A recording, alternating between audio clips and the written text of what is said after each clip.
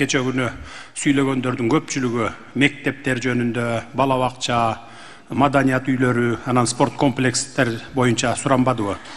Бүгүн сүйлөөчүлөр ушул нерселерди кеп кылбай эле башка проблемаларды, орчундуу проблемаларды айтып, анан сунуштарыңыздарды берсеңиздер.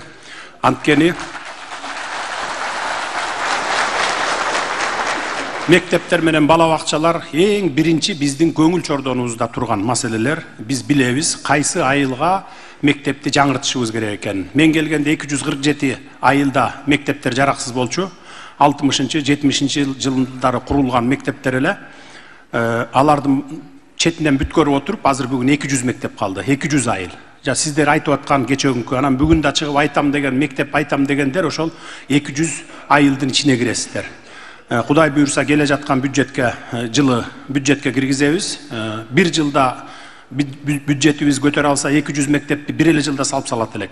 Бирок көтөрө албайт экен, ошо 2023-24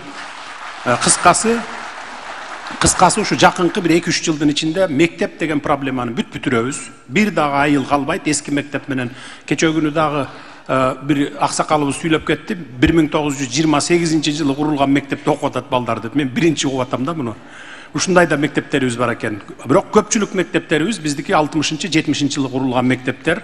Өзгөчө кырдаалдар министрлиги балдарды окутканга болбойт деп 7-8 жылдан бери справка жазып берип келип жүрөт, бирок ошо салынбай келгендер. Кудай буйрса жакынкы 2-3 жылда бүт баарын бүтүрөбүз.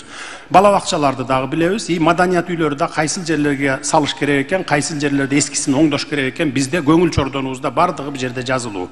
Ошондуктан убакытыңыздарды аган коротпой, башка темадан анан сунуштарды, мындай идеяларды айтсаңыздар.